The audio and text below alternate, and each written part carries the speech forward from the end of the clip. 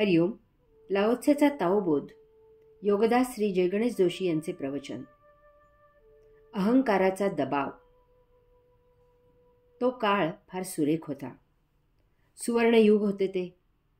कारण जात धर्म हे शब्दच जन्माला आले नव्हते. मानव कसा सहजच जीवन जगत होता. निसर्ग नियम पाळत होता. समोर जे जसे जीवन उपलब्ध होईल त्यात जगत होता. समाधान असा भावही नव्हता. काही मिळवायची जिद्द नव्हती आणि त्यामुळे काही गमावले जात नव्हते. जे आहे त्यात परम आनंद होता. सूर्य उगवला आणि मावळला, दोन्हीचाही आनंद होता.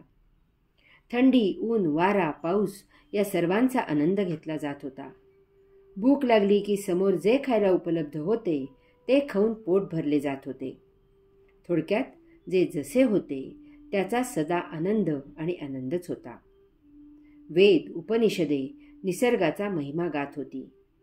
देह जीवित ठेवण्या इतपत अन्न, वस्त्र, निवारा याची सोय करून सर्वजण निसर्गाचा आनंद घेत होते. स्वतःच स्थित होऊन स्वतःची, विश्वाची मूळ स्थिती म्हणजे ऊर्जा, परमऊर्जा, दिव्य प्रकाश त्याची झलक घेतली जात होती. त्या योगे हा सर्व काही आपलाच परंतु भिन्न आकार रूपाचा आविष्कार आहे या एकसंधपणाची जाण येत होती. त्यामुळे त्याला जराही कोठे धक्का लावला जात नव्हता. वैश्विक संबंध जपला जात होता.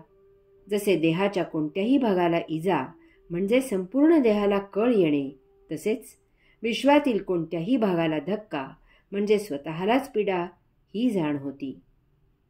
निसर्ग जपला जात होता. त्यात जे जसे उपलब्ध होईल त्यात आनंद होता. परंतु हे किती काळ जपले जाणार?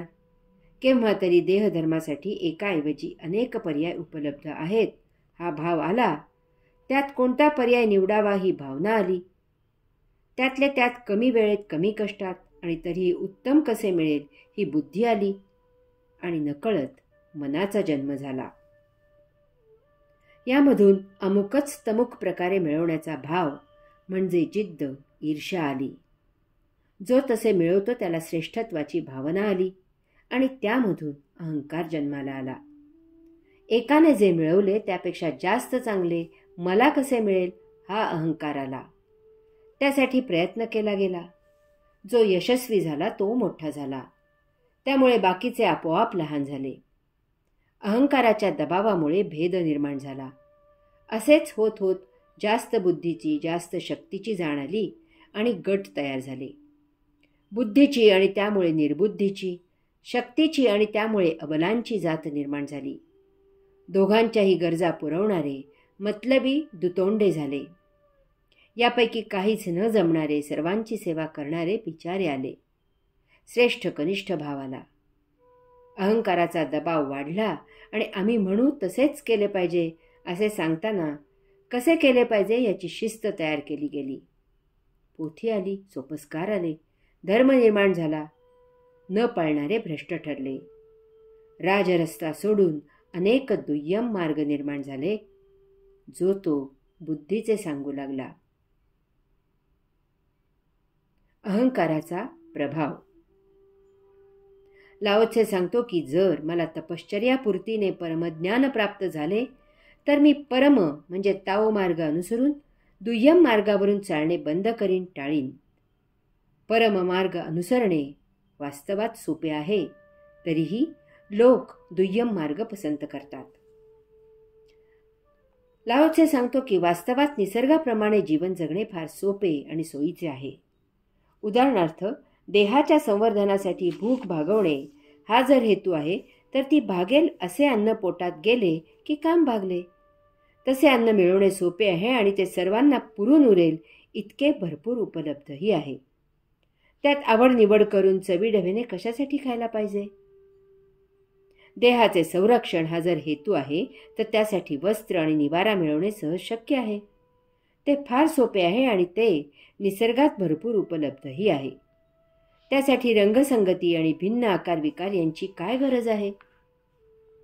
परंतु सहसा उपलब्ध नसलेले अन्न खाणे, नवनवीन नेसणे, भव्य घरात राहणे यामुळे अहंकार जोपासला जाऊ लागला.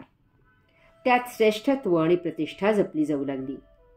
या अहंकाराचा दबाव वाढत गेला आणि त्यामधून मी काहीतरी इतरांपेक्षा निराळे करीन, स्वतःला इतरांपेक्षा निराळा सिद्ध करीन, मी इतरांपेक्षा निराळा आहेच, ही भावना रुजली.